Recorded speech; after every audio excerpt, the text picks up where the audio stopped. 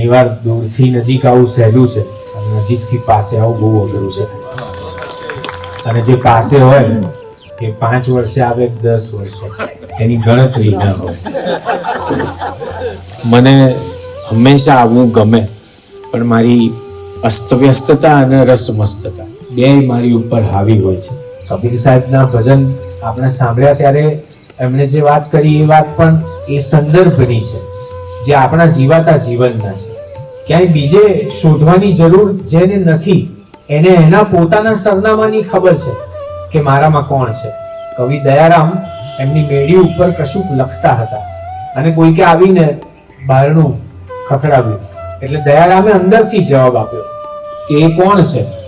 એટલે બહારથી જવાબ મળ્યો કે એ હું છું.